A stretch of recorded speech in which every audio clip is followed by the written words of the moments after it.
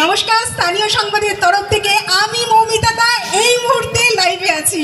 আমাদের পেজ খুললেই একটা শব্দ মাথায় আসে যে সরাসরি লাইভে আমি মৌমিতা দা। আজকে আমরা তাকে রাজনগর ইচ্ছেডানা অনন্য সম্মান 2022 শ্রদ্ধা জ্ঞাপন করব। এখন তাকে আমরা বরণ করে নিচ্ছি। মৌমিতা দা একবারে গ্রাউন্ড জিরোতে নেমে যে আমাদের মহকুমার হাল হকিকত পৌঁছে দিচ্ছে আমাদের কাছে।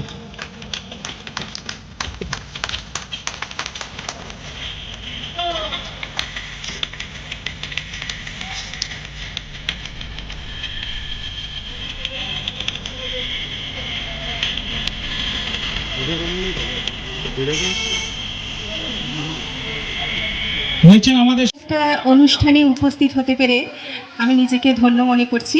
আর ইচ্ছেডানার উত্তর এরকম কাজের প্রসার আন্তরিকভাবে চাই।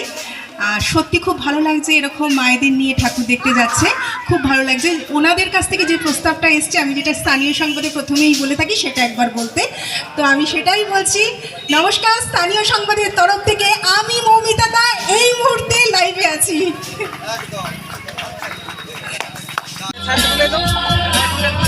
মৌমিতা দা যিনি একেবারে গ্রাউন্ড জিরোতে নামে সমস্ত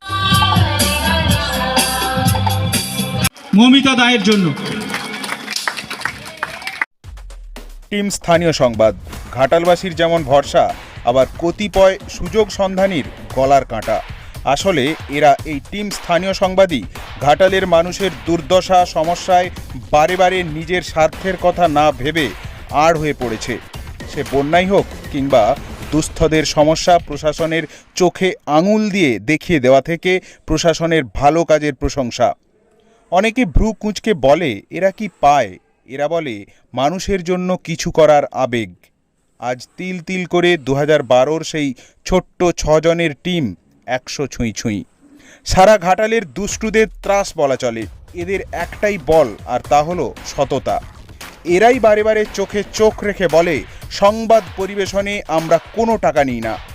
এরাই দেবের মতো হাই প্রোফাইলের কাজে প্রশংসা করে, আবার পান্তি পিসির বাড়ি নিয়ে গড়িমেশিতে নায়ককে তুলোধুনোও করতে ছাড়ে না। এরাই তারা যাদের চোখে সততা সত্যের আগুন। এরাই তারা যাদের সংবাদ পরিবেশনের আইনের সব কাগজ আছে। এরা কিন্তু ইউটিউবার নয়, এরাই আসলে মেন স্ট্রিম মিডিয়ার প্রকৃত সাংবাদিক। এরা পেশায় নয়, নেশায় সংবাদ পরিবেশন করে।